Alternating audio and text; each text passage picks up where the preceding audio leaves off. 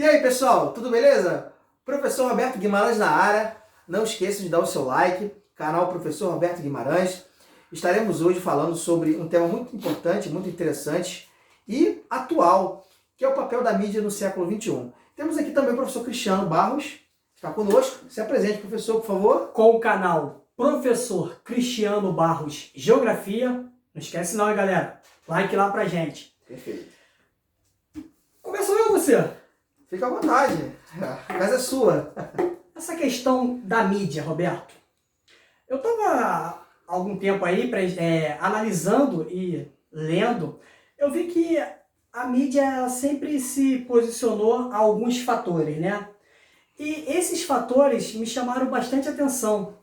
Tipo, eu li um texto que na época de João Goulart, aquele período conturbado da nossa história, né? E a nossa história tem bastantes períodos conturbados. Eu vi que a mídia ela foi primordial e essencial junto com algumas questões sociais, algumas áreas da sociedade, para a retirada de João Goulart do poder. Sim. Isso também não vem acontecendo nos dias atuais, não só no Brasil, como também em outras regiões do planeta. Qual é a importância da mídia nessa situação? A mídia tem uma importância mesmo forte? Ela pode ser considerada um quarto poder num território, num estado? O que você acha disso? Comumente é dito por alguns estudiosos e pensadores que a mídia hoje ela compõe o chamado quarto poder citado pelo professor Cristiano. Por quê? Nós sabemos que nos países ditos democráticos você tem a divisão de poder copiada, partilhada por Montesquieu, de que o judiciário, executivo e legislativo têm a sua função. Entretanto, a mídia surge nesse momento justamente porque ela, com o crescimento e expansão dos veículos de comunicação, ela passa a influenciar diretamente as decisões dentro desses três âmbitos. Por exemplo, qualquer caso do judiciário, por exemplo, que seja de conhecimento das pessoas, normalmente a decisão tomada por aquele juiz ou por aquele tribunal, normalmente vai ser aquela decisão que a opinião pública construiu opinião sobre.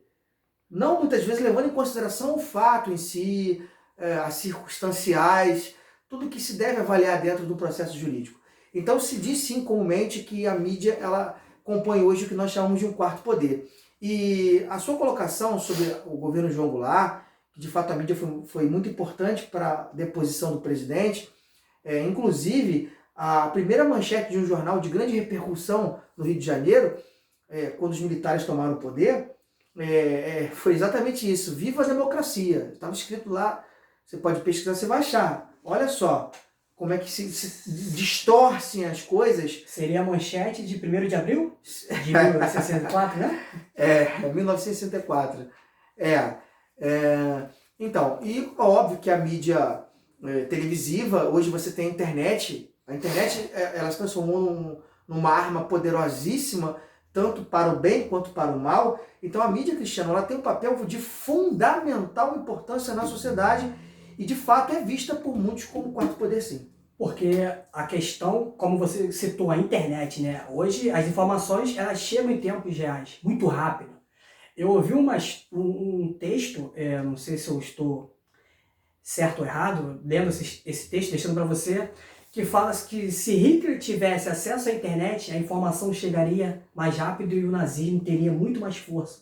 Será que seria uma forma adequada? São suposições. São suposições, é o famoso se.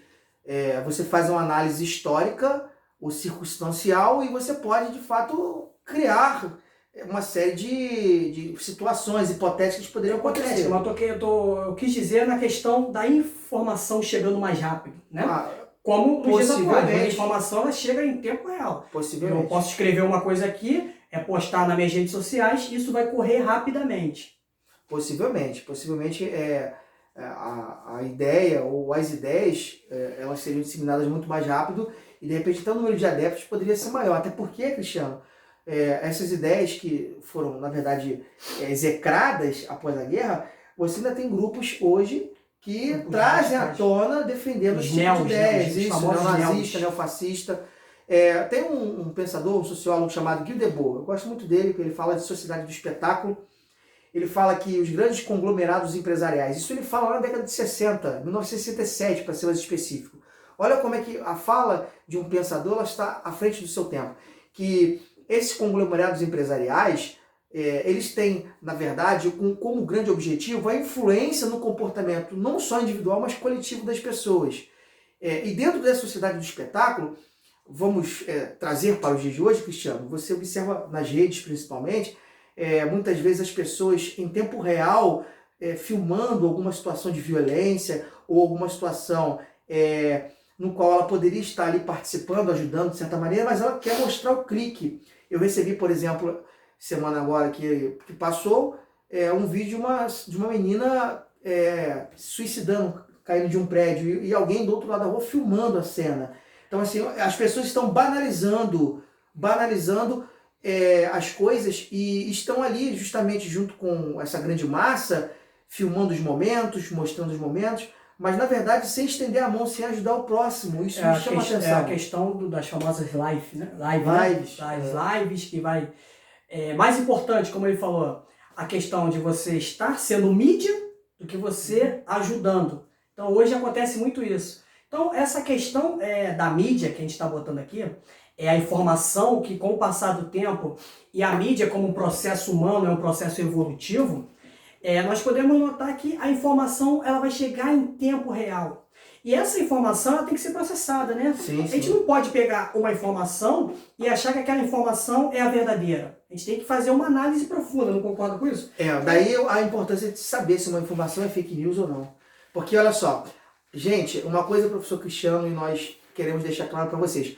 O papel da mídia não é trabalhar com a verdade. O papel da mídia é vender informação.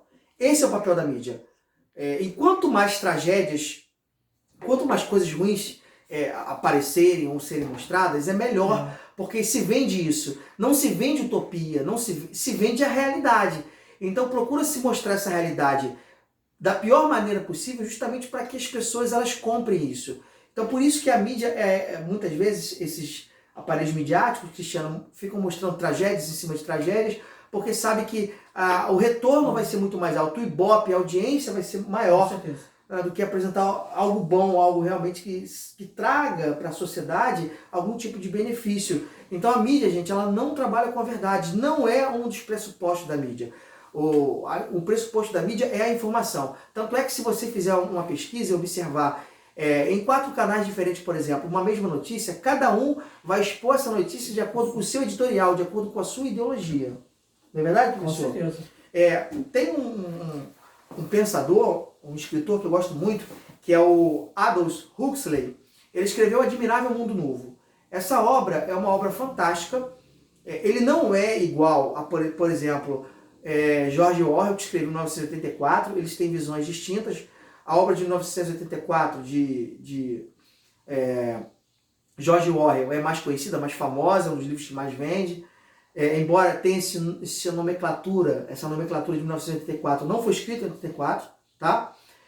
Mas esse livro do Huxley, ele demonstra melhor o que são os tempos atuais. Ele diz o seguinte, que as pessoas elas vão amar a opressão de forma tão maravilhosa e tão espontânea que elas vão desfazer a sua capacidade de pensamento. Ou seja, elas vão deixar de pensar por si mesma. A mídia, ela vai moldar o comportamento dessas pessoas. Uma manipulação, né? Sim, a palavra bem lembrada. A palavra que o professor Cristiano usou é perfeita, a manipulação. Então a manipulação ela vai ser utilizada e nós vamos aceitar isso como uma verdade. Nós vamos aceitar isso como uma grande realidade. A gente não vai pensar e não vai ir contra isso. E vamos reproduzir isso em sociedade. Isso é muito perigoso. O próprio Guy Debord já tinha falado isso na Sociedade do Espetáculo, uma grande obra dele, de 1967, que as pessoas elas são manipuladas e fundidas com uma massa de consumidores. Ou seja, a sua vida passa a ser idealizada como uma ficção e a ficção e a própria realidade acabam se misturando. Então você não sabe o que é real, o que é fictício. E hoje, com a internet, né, o fake news, a mentira, a desinformação, porque, na verdade... Um processo educacional também. Tem a desinformação, perfeito, ela vai fazer parte do nosso cotidiano. Né, Cristiano? Com certeza. Se você pegar, por exemplo, o papel da mídia nas guerras, por exemplo, a partir da Guerra do Vietnã, que foi a primeira guerra que de fato foi filmada, coberta, né? foi coberta, você vê, a partir dali, o que a mídia tem como interesse, o que ela quer de fato, quais são as suas ideologias, ou qual a sua ideologia. Então a gente tem que ter muito cuidado com o que é noticiado pela mídia, entender qual é o papel dela de fato, até porque nós precisamos utilizar uma coisa que muitas vezes esquecemos que temos, que é a nossa capacidade de pensamento, de refletir. E de separar. Isso é o que nos faz diferente dos animais, por exemplo. Beleza, pessoal? Esperamos que vocês tenham gostado. Um grande abraço aí. Um grande abraço. Não se esqueçam, se inscrevam nos nossos canais. Valeu, rapaziada!